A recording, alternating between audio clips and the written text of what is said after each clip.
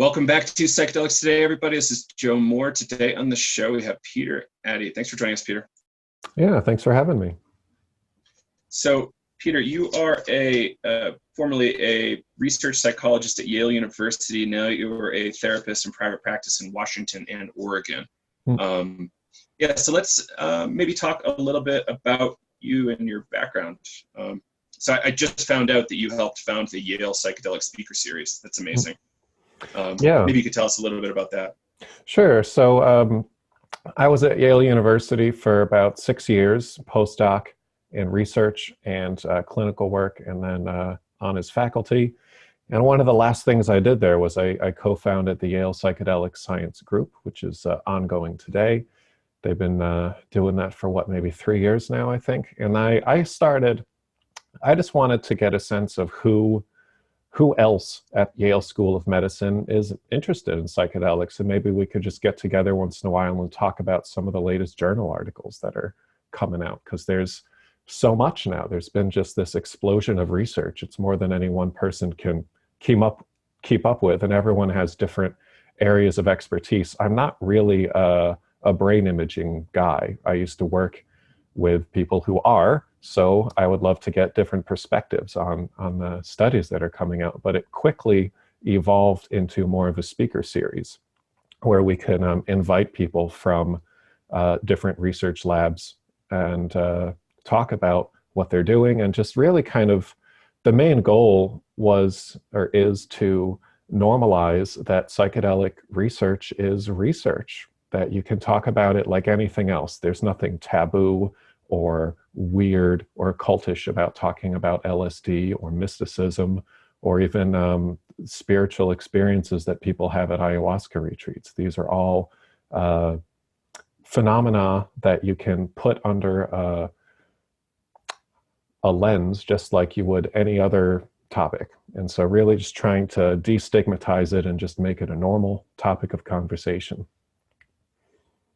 Yeah, that's huge. And I think that is, in a lot of ways, why people are organizing all over the world right now in similar veins, not necessarily at universities, but, Harvard just did, I think, founded a group not that long ago.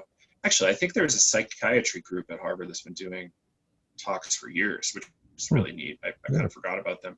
But these big institutions, Yale, Harvard, I think Imperial, it's great to see that this is happening. Did you see some movement in perspective at Yale after a little bit of time, or? I did. I mean, I wouldn't want to say that it was entirely because of me, but as there were a number of pieces, a number of things that were moving around kind of behind the scenes. And so now there is psychedelic research happening at Yale. And I'd been in my own little silo. I thought I was the only one, and I was trying to get some MDMA research off the ground. So I was there, just to back up a little, I joined a pharmacology lab in 2011 for my postdoctoral research on Salvia.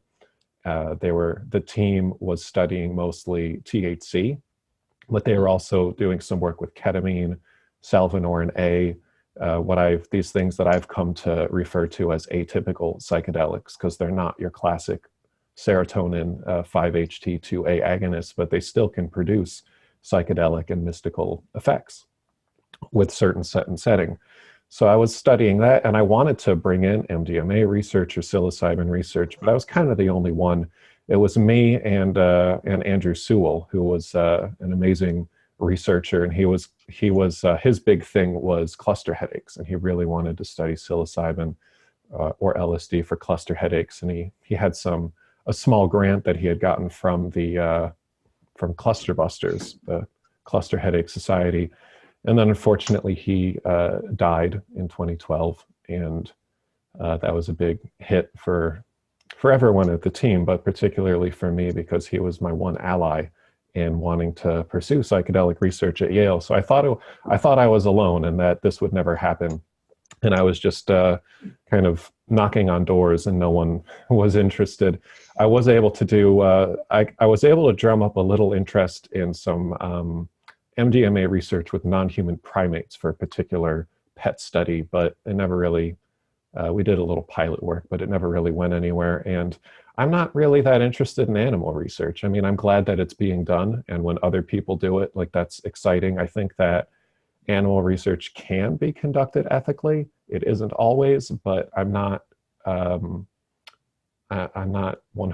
against animal research. I think that, it should be limited and only under very certain circumstances, but it's not something that I personally am really interested in. And that's the only interest I was able to get. So then just kind of as a last ditch effort, I wanted to found this journal club just to see, like, find the others. Like, is there anyone else who's interested in that? And now, through a number of things that were happening that I wasn't aware of, that I had no part in, and as partly due to the Yale Psychedelic Science Group, there's now both MDMA and psilocybin research happening. They're exploring. I'm not even sure I know everything that's happening, but they're looking at psilocybin for cluster headaches, obsessive compulsive disorder, depression, and also Yale connecting with, she's not at UConn anymore, but whatever that group is called, that's doing an MDMA trial with MAPS, and there very well might be other things that I don't even know about anymore. So there's been an explosion of research there, and I'm very excited that I'm not doing it, I'm not there anymore, but it's happening at least partly because of some of the groundwork that I helped lay. Yeah, absolutely. If you didn't do some of these basic things at the beginning, people probably would still feel like there was a taboo that they didn't want to touch. Yeah. The university world is tricky. Like, everybody is kind of, well, not everybody, but a lot of people are really working for tenure and career, which perhaps they should be, but there's a lot of really sticky things that go along with that. So yeah, that's awesome. And back to this animal research thing, people might question, like, why you don't think it's great, but I think the number one reason, well, there's two, there's some tricky ethics to it. And then secondly, they can't tell you what they experienced. And human subjects with these fairly safe drugs can tell you what they experienced. Yeah.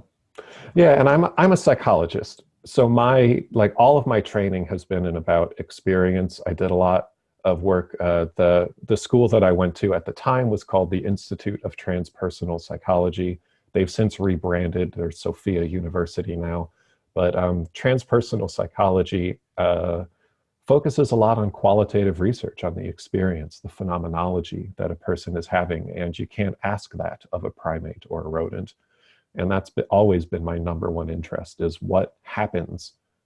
You're just sitting in a room, everything's normal, you're minding your own business, and then a flip of a switch, and then all of a sudden there's THC or salvinorin in your system, and everything is different. It's not just I'm in the world and things look more colorful, but the world itself is different. I'm seeing more colors than I used to think exist. I don't have a body anymore. And that kind of experience is just fascinating to me. And you can't get that with animal research. So, but what you can do, the argument to be made from the people who were interested in doing this MDMA primate research was that we can see how MDMA works in the brain, where it sticks and where it doesn't, and how that affects things like oxytocin and vasopressin levels, and look at particularly, I forgot now, but I think that so Yale does a lot of really good stuff with PET, positron emission tomography, right? Yeah. I think I said that right. They have all these really cool ligands that no one else has. And so you can look at, for instance, I believe the question was, how does MDMA affect different serotonin receptor subtypes? 1A versus 1B, 2A versus 2B, things like that. And so you can see what that looks like with a non-human primate, just to kind of prove that there is a signal to the noise, and that it's safe, and that you can actually get the data and then do that in humans. But no one wanted to jump directly into doing PET scans with humans, even though there's a huge safety literature with MDMA. But there's also a lot of people are really turned off because of ecstasy and Molly and these things that do have harms. especially cognitive and structural harms to the brain associated with them. But ecstasy and MDMA are different things. I don't know how many times I've said that, but it's hard to convince people. So the way that I was able to perhaps convince people was by starting with some non-human primate studies. Yeah, absolutely. That's cool. Maybe let's go even a little further backwards. So I actually did apply to ITP years ago for the psych program, or I actually forget because it was so long ago, but I really wanted to get a psych master's years ago. So I had all the paperwork and for whatever reason didn't do it. Where was it, or where is it? It's in Palo Alto. Mm-hmm. It's the same building, so they're in Palo Alto. They've expanded. I think they have 2 or 3 buildings now, but they just for various internal political reasons that we don't need to get into, they've rebranded. But they were, and they've done it before. I mean, they were founded in 1975 by Jim Fadiman, who I'm sure you know, and a lot of people know, and Robert Fraser. And that was the California Institute of Transpersonal Psychology. It used to be CITP. And then they moved and they dropped the California part because even, amongst certain people, labeling something as California is kind of, there's a stigma there, like, it's a little out there, it's a little woo. So just dropping the word California gives you a little more respectability. So it's been ITP for many years. And that's where I went. There was a brief window where they were offering a PhD in clinical psychology. Initially, and while I was there, and for many years, like their whole thing was you can get degrees in transpersonal psychology, which is very cool. Not many places in the world offer that. But again, to just make it look a little more respectable, and there is a slightly different emphasis between transpersonal and clinical psych. So they wanted to offer both. So I got that, and they've since, as part of that rebranding, I don't think they offer that anymore. They offer many other degrees, but not that one. So I have a very rare find of a PhD in clinical psychology from ITP. Very cool. And was there a reason you were interested in transpersonal psych in general? Did you run into some books or have an experience or something? Yeah, it all started freshman year of college. I found a dusty old book in the library, first edition, Altered States of Consciousness by Charles Tart. And that changed everything. That was, I don't remember when that was first published. I want to say 1970, give or take. And he wrote about, altered states of consciousness. And there was only one section of that book was about drug-related ones, cannabis, and I think some others. But, he talked about meditation, and this was one of the first books. I mean, meditation is probably $1 billion industry now. Everyone's talking about mindfulness. There are 100 apps out there, but that used to be very marginalized. Meditation was seen as these primitives from other cultures who are engaging in auto-hypnosis, and just kind of, it's not useful, and it is perhaps pathological to engage in that kind of a practice. And so this book was one of the first places that really legitimized it, or started to. And so that was a game changer for me. And I found out that Charles Tart teaches at the Institute of Transpersonal Psychology, along with another number of other people who were interested in psychedelics, or just kind of medicine-related changes in consciousness. So I always find it interesting and tricky to talk about transpersonal psychology, but I think that's because I always get hung up on either like drugs or religion. And I was reading one of the, what is it called? Transpersonal Psychology Handbook. It's kind of like a 600-page manual or something on transfer. And I opened it up and I found all this stuff about Kabbalah and like esoteric religion stuff. And I found that really interesting, because I spent a little bit of time in the Western esoteric stuff, and I had some really strange non-drug experiences. And, I've been doing breath work for ages, so I've had plenty of breath work experience or non-drug. So it's clearly not the drug exclusively. There's something about our human nature that allows this to happen.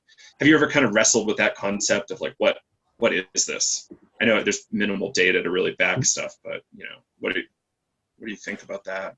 Yeah, so I believe strongly that that psychedelic or transpersonal is an adjective. It's not a noun. It describes a particular state that one can have, and you can have a psychedelic experience by taking salvia or mushrooms, or breath work, or meditation, sex, body. Body modification rituals. I mean, there are tons of ways that you can have these transcendent states. And so and you can take psychedelics, you can take mushrooms or salvia or something and not have a psychedelic experience. It's not a one-to-one correlation. So it's really about the experience that one is having, the psychological thing. But transpersonal psychology is more than just that. So there's kind of three subcategories of the umbrella category of what transpersonal psychology is, which I refer to as transcendence, wholeness, and transformation. So in my private practice, I talk to people about those three things all the time, and I might never utter the word psychedelic, and we might not talk about drugs at all, but we're always in the back of my mind, and sometimes in the forefront of our conversation. I believe that everyone has an innate desire towards transcending who they are, towards moving towards wholeness and personal and societal transformation. You might have one of these peak, like a Maslow peak experience, and that could just be through walking through the woods on a beautiful day.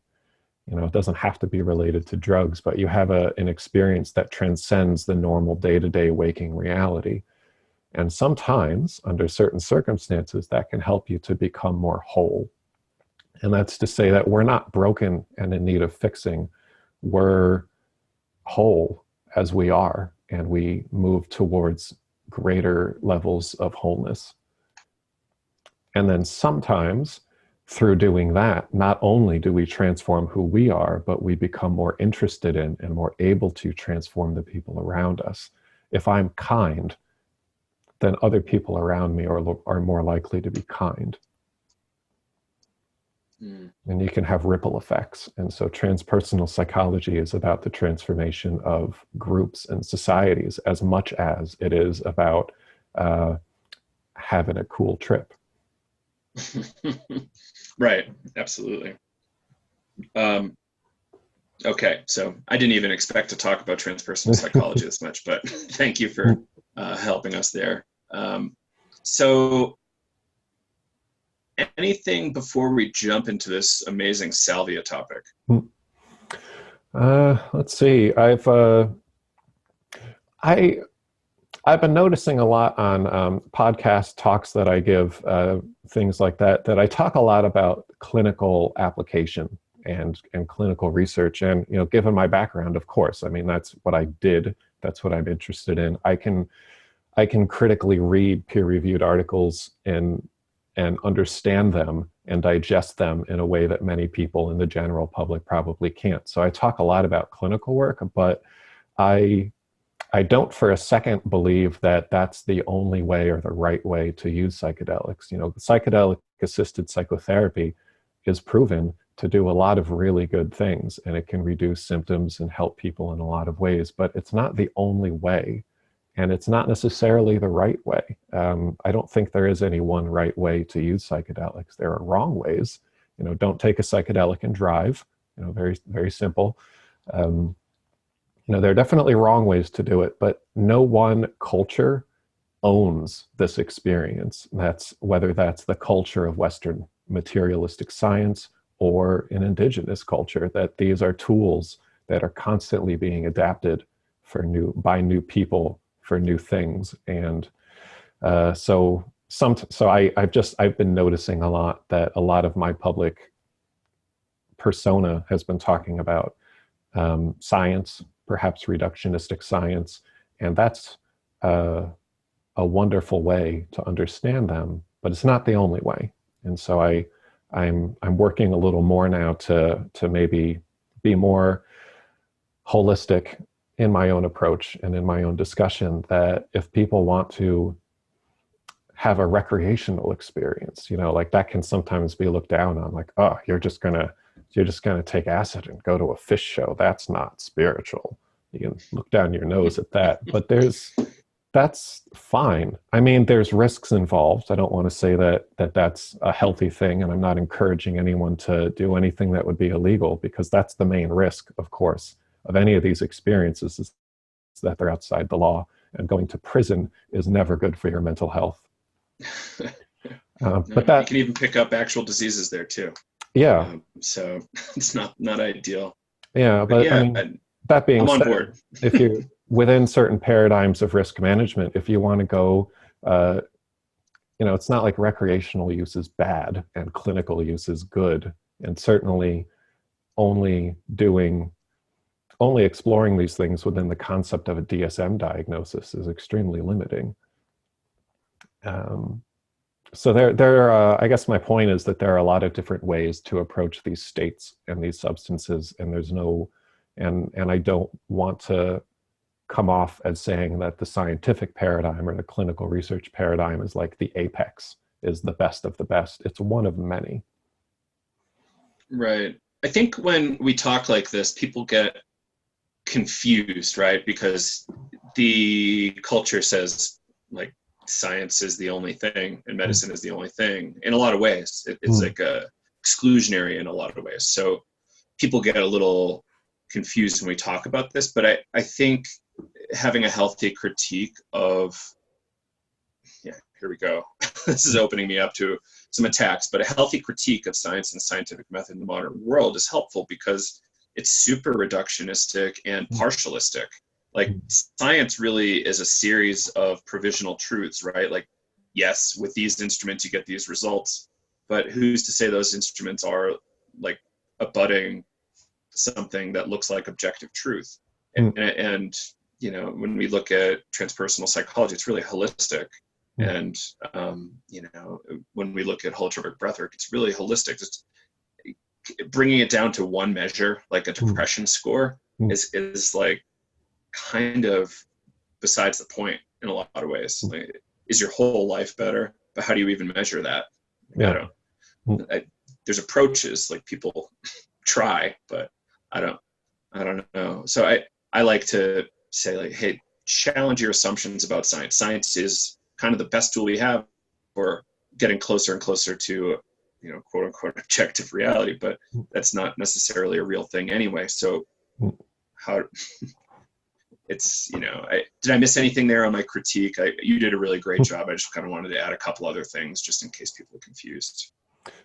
Yeah, I think that's really good. That science is a tool. It's a fantastic tool. It can do things that no other tool can do, but it's not the only tool, and it's not always the correct tool. Art is an amazing tool as well. You can. I've read plenty, and people come up to me at conferences and email me all the time and give me their Salvia trip reports, and like that's interesting, but it's verbal language. And that's limiting.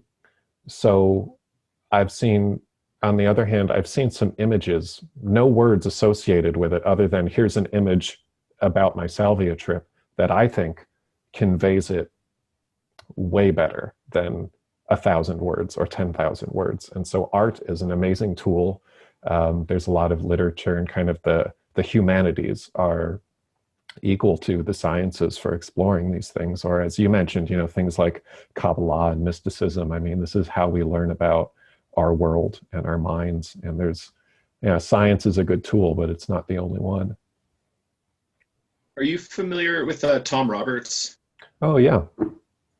Yeah, fascinating guy. I like his approach where he suggests that because of psychedelics and access to many different kinds of transpersonal states, all these new or all the existing fields, from scholastic academic work to research to even martial arts, could be heavily informed and potentially improved by adding psychedelics in various transpersonal states to the research repertoire. His new book, Mind Apps, looks really exciting. I haven't had a chance to read it yet, but I think he gets into this idea a little bit more in there. Yeah, I haven't read it yet either, but but yeah, that seems to be the gist of it from what I understand. And I mentioned ITP was founded by two people. Jim Fadiman did psychedelic research back in the day in the 60s, and then Bob Frazier is one of the highest-ranking Aikidoists in the world. And Mm. every first-year student is required to take Aikido, and then every second-year student has to take one body art, and I chose to do a second year of Aikido, and that's, if you don't know, that's a non-violent martial art from Japan, and it works really well as an adjunct to therapy. It took me like 6 or 9 months to figure it out. I'm like, why are we doing this? This makes no sense. But yeah, it's subtle, but there's some really good parallel processes there, and so martial arts can be a very psychedelic, mind expanding kind of practice, and not only for yourself, but as you interact with other people. It's kind of, he used to say all the time that it's like, it's a couple's meditation. There's two people involved. And if you're not being mindful, you're going to get smacked in the face. And then you are mindful.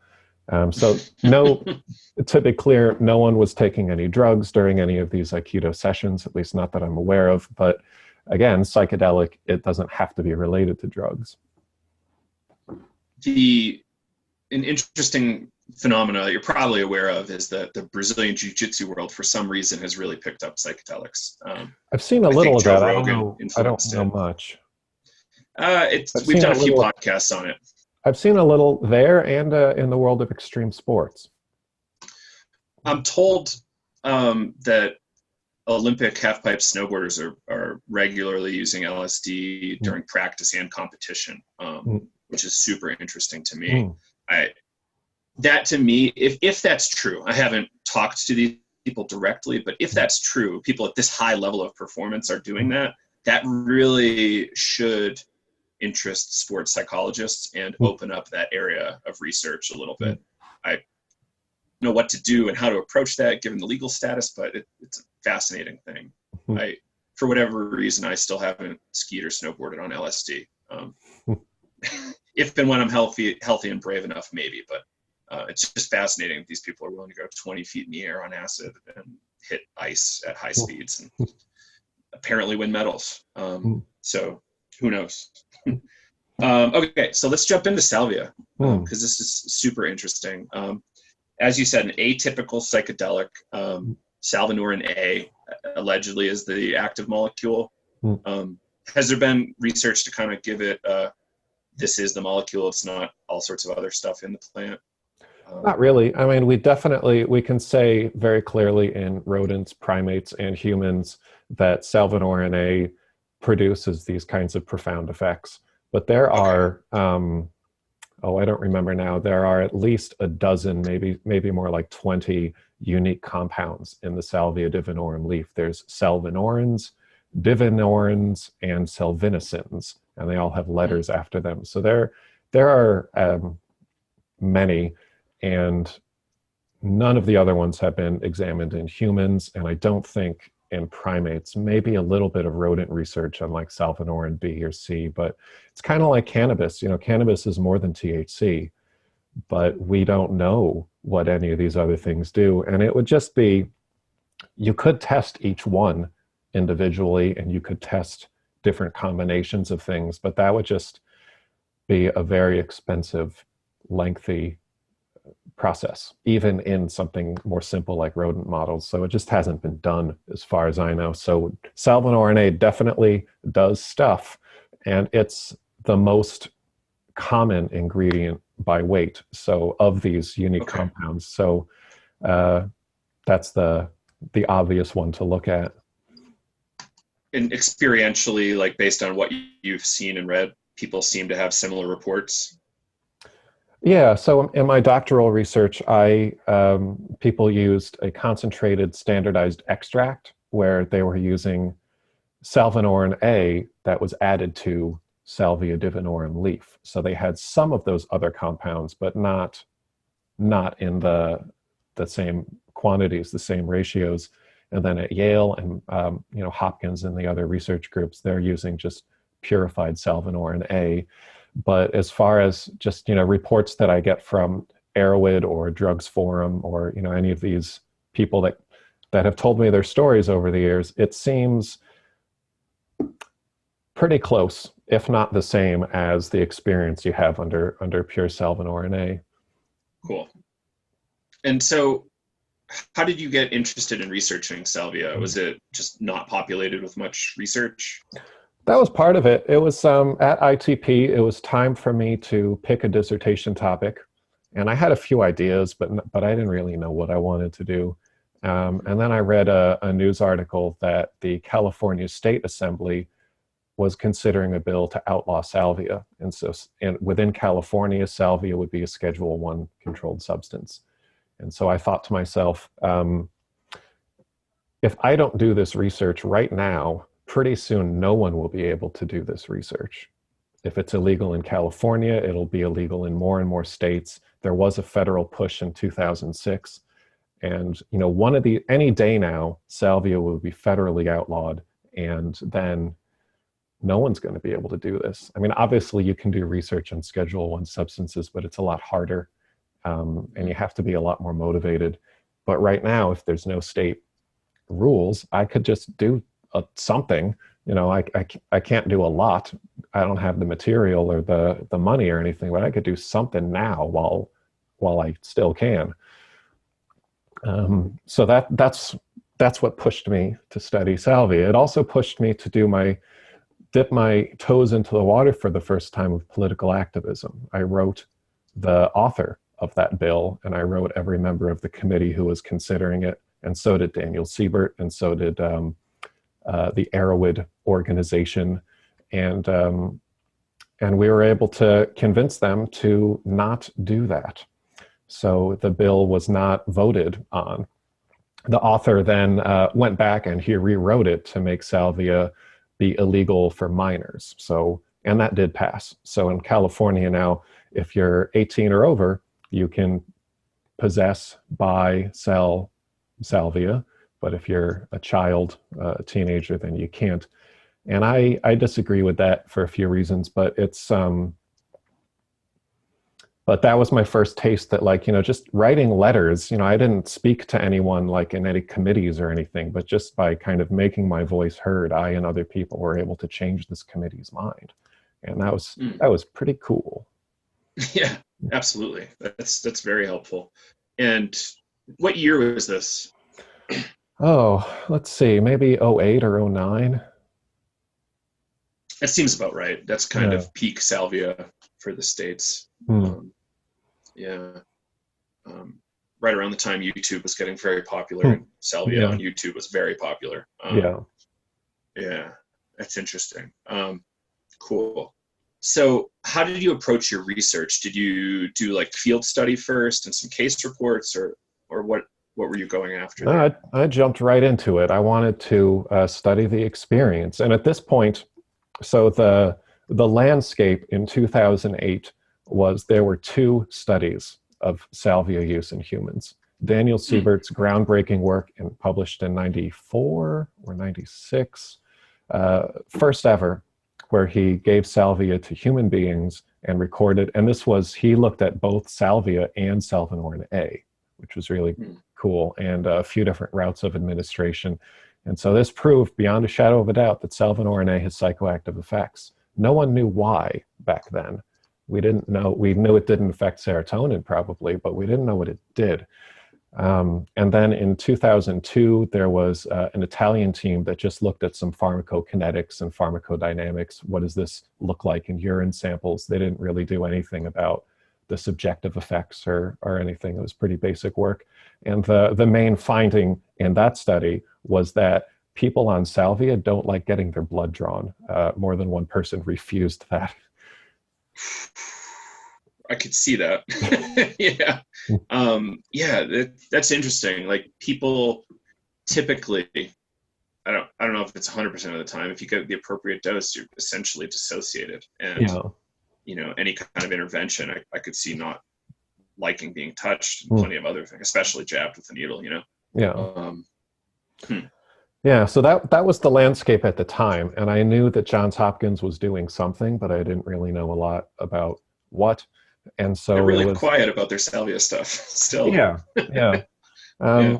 So I thought, it's up to me. So I recruited 30 healthy people who had all used psychedelics. About a third of them had used salvia before, and I used carefully controlled set and setting and intention where they each person used salvia. They either had this concentrated extract or just unadulterated plano salvia leaf in such a small amount that you might call that a microdose or not even that much. Mhm.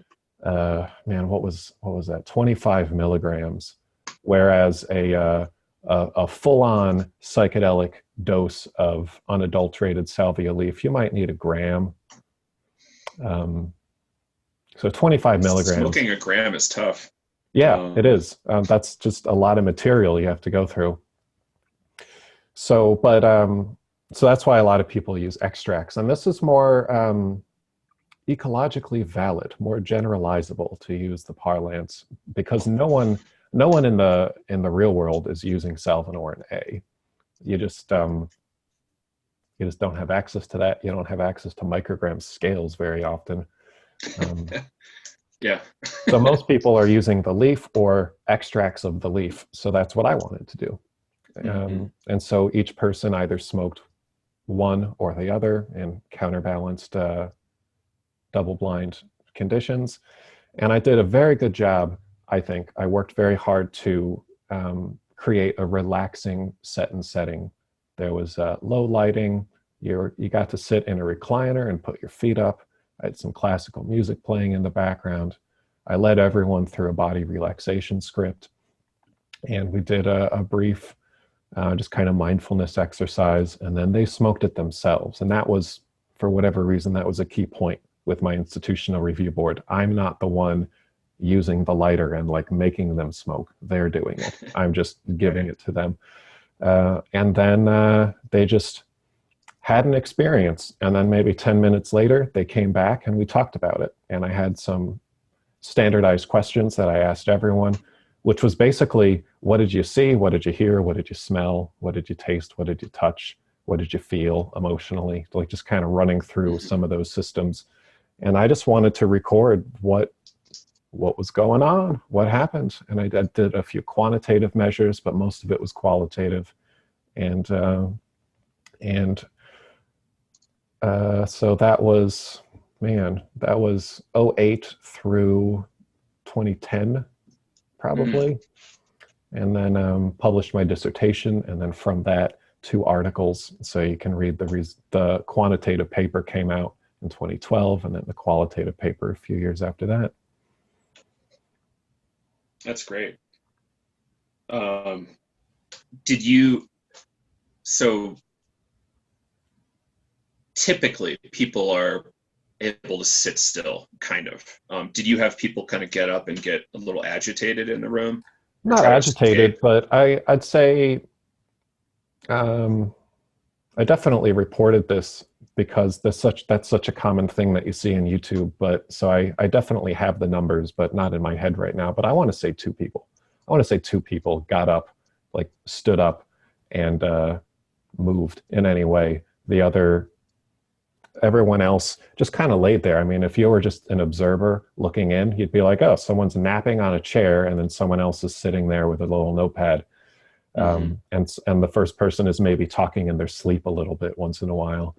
2 people stood up. One of them wanted to get a closer look at one of the paintings on the walls, and the other person, I don't remember, but they just stood up and then sat down again. It was fine.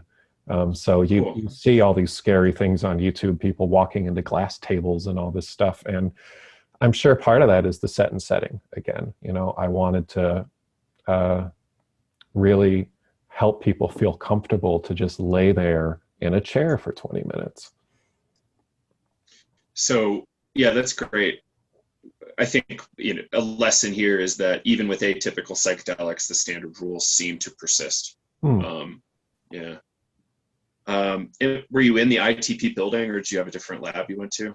It was in there. This was the this I borrowed the room from the William James Center for Consciousness Research, and William James is one of my favorite psychologists ever. Probably one of the greatest American psychologists. Also very inspirational to me. And that lab was founded by Arthur Hastings, who did a lot of altered states, non-drug altered states research.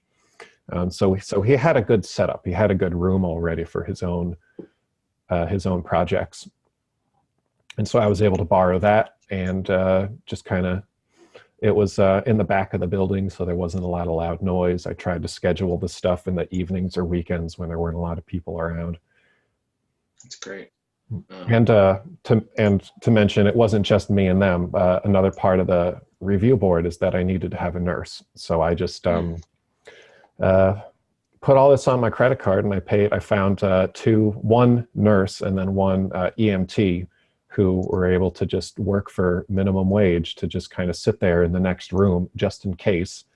And there was no just in case. Nothing ever happened. But still, if nothing else, that's nice for the psychological mindset to know, like, if I do have some kind of medical problem, there's a professional with a kit in the next room.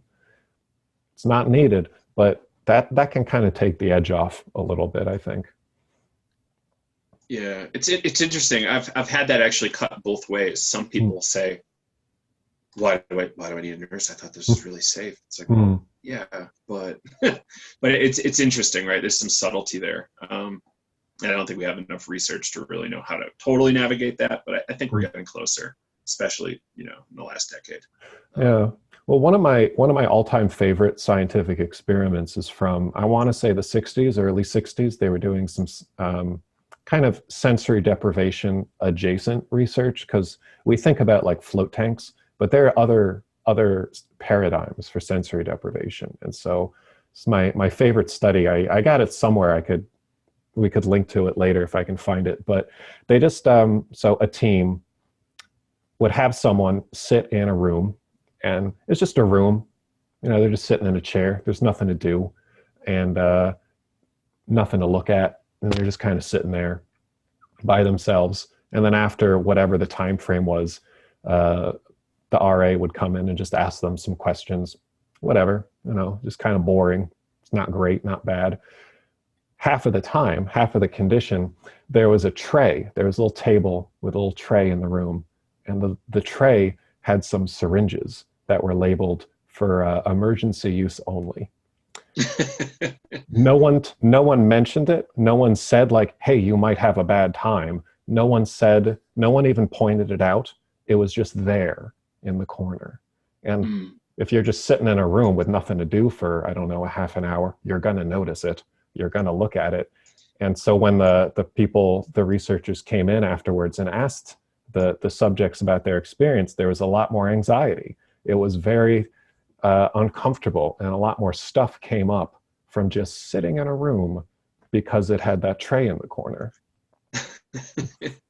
That's fascinating. Wow. All right. So back to your study. What do you have kind of like anything you like to pitch about your results? Like what? Yeah, I mean, a lot of interesting stuff came up. And I've talked about it. I have a few YouTube videos where I go over a lot of the results in detail, but the sticking point, the main thing that I took away from it was what an interesting thing salvia does to a person's relationship with their body. It really got me interested in somatic work and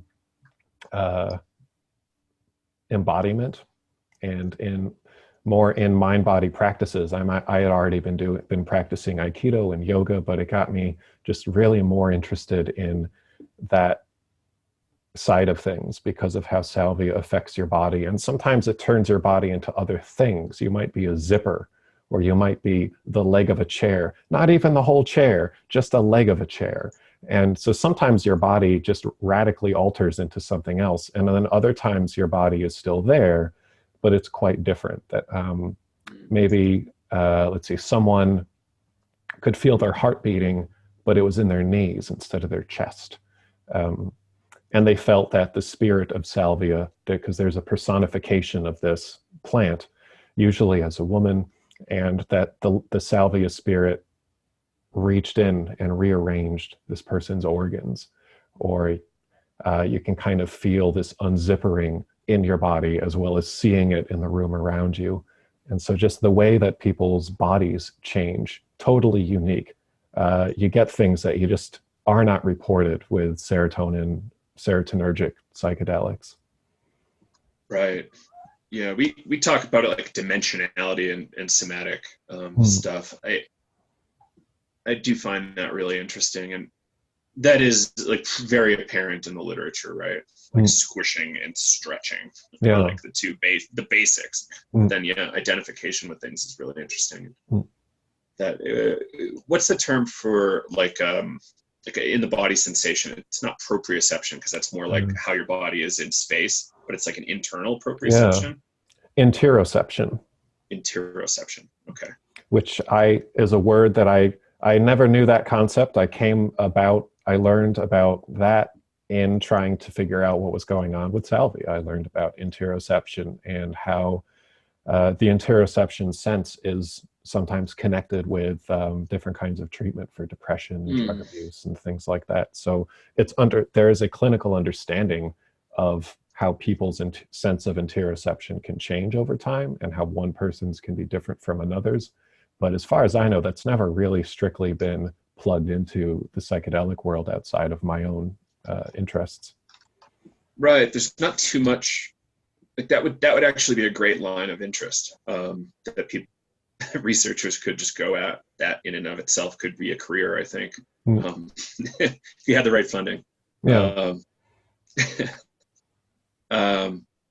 Cool. Are you planning to do any research in the future around salvia or anything else related to psychedelics, or you still... Maybe. I have some feelers out. I have some kind of irons in the fire, I think the phrase is, but none of that might come to fruition, or several things might come to fruition. So, if something happens later, I'll tell you about it. But it's partly I really like, there are things that I really like about the research world and that kind of lifestyle, and there are things that I don't like about it, or that didn't agree well with me. I think you have to have a certain kind of personality to be working as a full-time academic researcher, and I don't have the body or the personality for that. So, which is why I'm doing clinical work now, because I think that's a much better fit for who I am and what I'm interested in and the ways that I enjoy interacting with people. But I do like research, and I have a ton of experience. I'd like to think I'm pretty good at it. So, I have some ideas. I'm definitely interested in helping more psychedelic research happen in new and interesting spheres. Yeah, cool. Yeah, there's plenty of, perhaps a big lesson here from what you've done is taking an unscheduled drug before some sort of criminality got put on it, and you were able to execute on a whole bunch of research. I'm actually quite surprised at the lack of salvia research, because it's so interesting. It's federally unscheduled. Yes, it's illegal in Colorado and a number of other places, but there's plenty of research left to do on this thing, and it's relatively safe and quite available. And I think you set the precedent that it's fine to do research on this. Plenty, a couple other folks as well.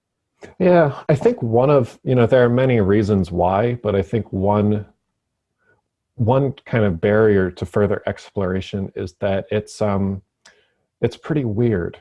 It's a lot of my participants are like, man, that was just a bizarre thing. I don't even know what happened. And part of that, I think, is the pharmacokinetics of the chemical, but part of that, I think, is the route of administration. Anytime you smoke something, it's going to hit you quickly, and it's going to be over quickly. And so a salvia trip might last 10 minutes. And by the time you figure out what the hell is going on, it's over. And there are a few books out there where people have been able to use smoked salvia and be able to navigate that space over time. But I think for the most part, it's just so weird that you don't know what to do with it. And so traditionally, the Mazatec people, they don't smoke it. They consider that a sacrilege. You're setting the goddess on fire. That's a really mean thing to do. So the sublingual methods that they use, it comes on slower and it lasts longer. And longer is still maybe just 3 hours. It's shorter than a mushroom experience, but long enough and slowly and subtly enough that you can do some work in that space. So if people ask me all the time, like, what are the clinical applications, or what's the potential for healing or personal growth or whatnot from salvia? And the main thing I could say is, I don't think smoking it is the way to go. It seems some people are able to work with that, but most people, I think, aren't. Have you seen the, you're familiar with Hamilton Morris? Yeah. He did a really interesting TV episode where he actually went and did work with some Mazatec folks using the sublingual method. And I think it misfired the first time. It didn't really go for him the second time. He's on the floor just rolling around saying love, love, love over again. And you wouldn't know it was different from ayahuasca just from looking at it, which is really, and he's a hardcore skeptic, allegedly. Or at least the media persona is. And it's a really interesting look at, what can happen to somebody on this particular drug. And the fact that there's religious use makes me think there could be clinical applications, but I tend to think you're right. Like, just given transpersonal or depth psychology, we need a longer period of time to be working on this material, if that's how we're working on things. I guess that would be one theory of operation theory, but I'm sure there's 100 others that we want to work with. And, I'm sure people would say, because we're not working on certain receptor sites, therefore it's not anywhere similar. But, as we see, breath work and ayahuasca can look very similar. So, what is the real difference?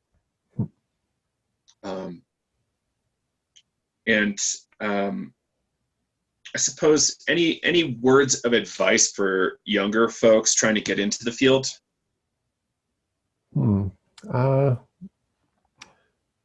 Yeah, I think that one thing that I learned, getting into the field, that's very broad. Like, what does the field even mean? If we mean the field of of academic research, then, within that field, I think it's really important to have other interests.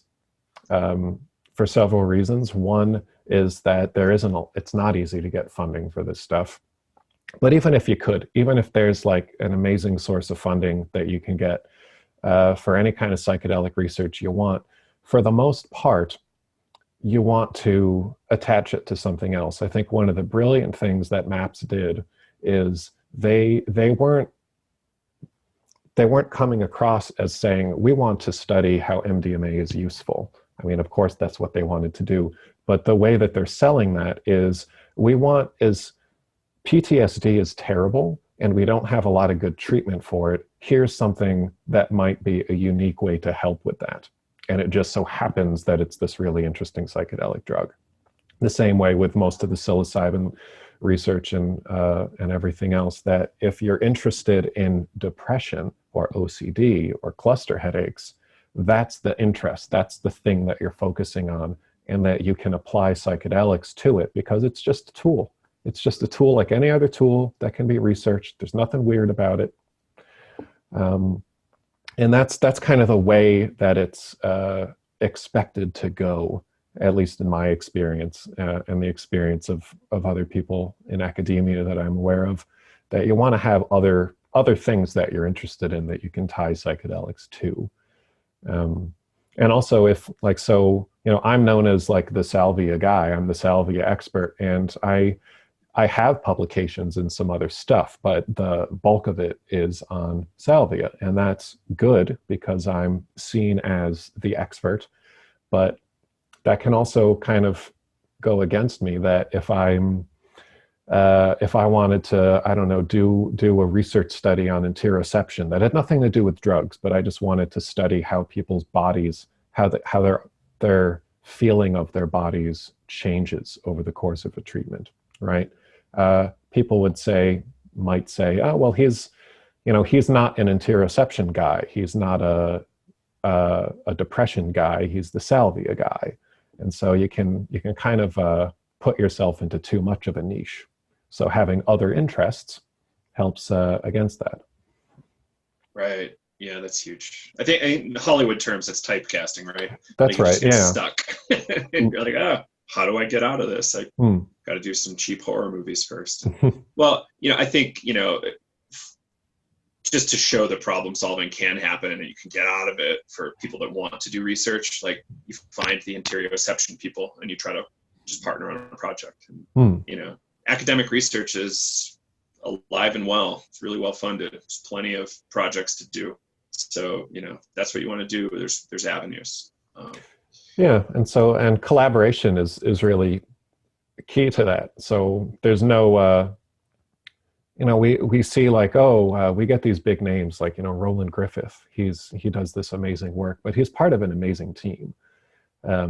Anything that's going on at Yale, it's really a team effort. And some of those pieces are operating behind the scenes and we don't even know about it, but it's there. You have to collaborate between different groups. So like one of the last things that I did in academia is I worked with Jordi Riba's group in Spain, and they were doing salvia research. The PI there, Ana Makeda, and I had traveled to Mexico and we knew each other. And so she was doing some salvia work.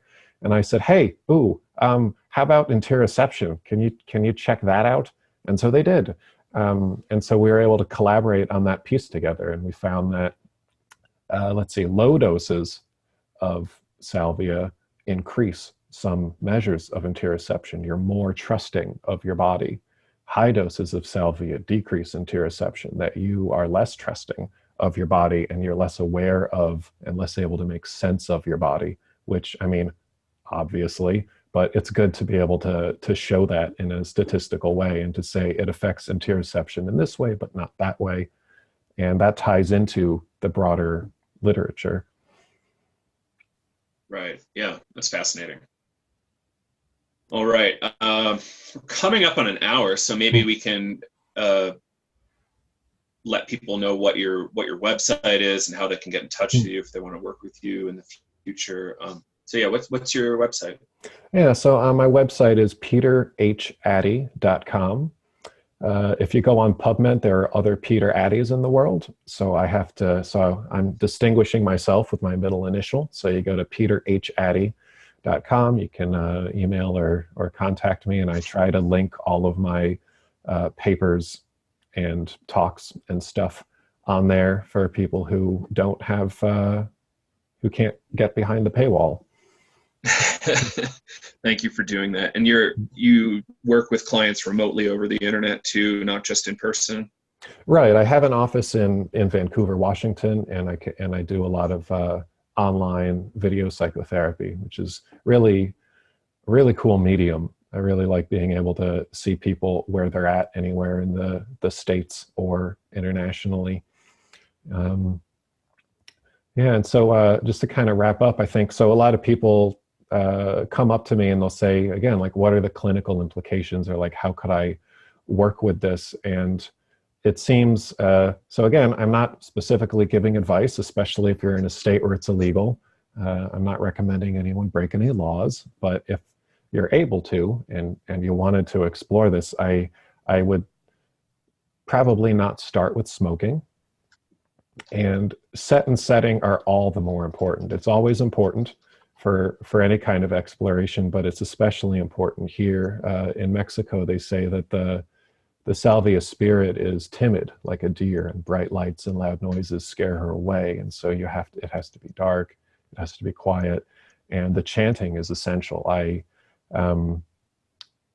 It's kind of the way that the experience is brought up, is that you are participating in the ceremony and chanting along with the curandera. So you're not just passively sitting there and the salvia thing happens. You're working it. You're doing it.